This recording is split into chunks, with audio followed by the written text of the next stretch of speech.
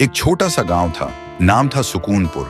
वहां एक पेड़ था, गुलाबी पत्तों से भरा हुआ, जो सिर्फ छांव नहीं, सुकून भी देता था। जो भी उस पेड़ के नीचे आकर आराम करता था, हर किसी ने बोला, ये पेड़ में कुछ चमत्कारी है।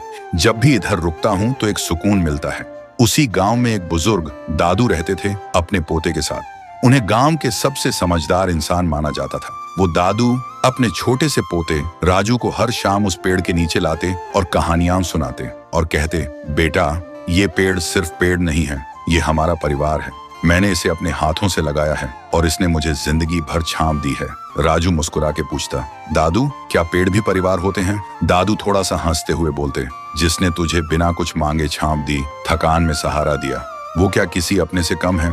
तभी पेड़ से पत्तियां गिरने लगती हैं, जैसे वो खुद सुन रहा हो, जैसे उसकी सांसें भी कहानियों में चल रही हों। वक्त गुजरता गया, दादू बूढ़े हो गए और एक दिन दुनिया छोड़ गए और राजू भी अकेला उदास हो गया था। अब राजू हर दिन उसी पेड़ के नीचे लेट कर रहता था। एक दिन वो आंखों में आंसू लेकर पेड़ को देख के बोलता है, दादू, आइए ना, मुझे कहानी सुननी है। मैं खुद को बहुत ही अकेला महसूस करता हूँ। तभी पेड़ बोलने लगता है, राजू, तू अकेला नहीं है, मैं हूं ना, तेरा परिवार। राजू चौंक जाता है और बोलता है, तुम कैसे बोल सकते हो?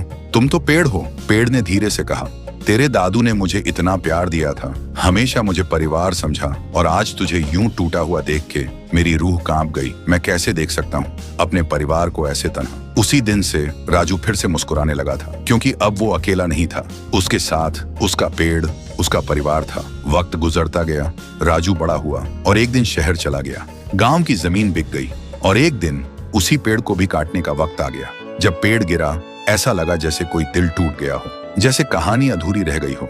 सालों बाद राजू वापस आया और जहां कभी पेड़ था, वहां सिर्फ मिट्टी थी। देखते ही उसके आंसू बहने लगे। उसने धीरे से कहा, दादू, आपने कहा था ये पेड़ मेरा परिवार है, लेकिन मैंने ही इसे छोड़ दिया था। आज मुझे दुनिया की सबसे बड़ी धूप में छांव चाहिए, पर मेरे पास कोई नहीं है।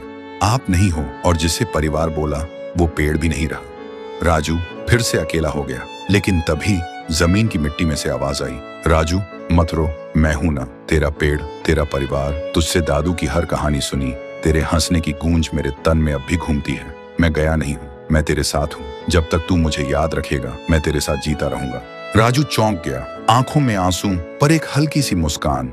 उसने वहीं एक छोटा सा पौधा लगाया और एक स्लेट पे लिखा, जिसने बिना कुछ कहे तुझे सब कुछ दिया, उसे कभी मत तोड़ना, चाहे वो पेड़ हो या रिश्ता।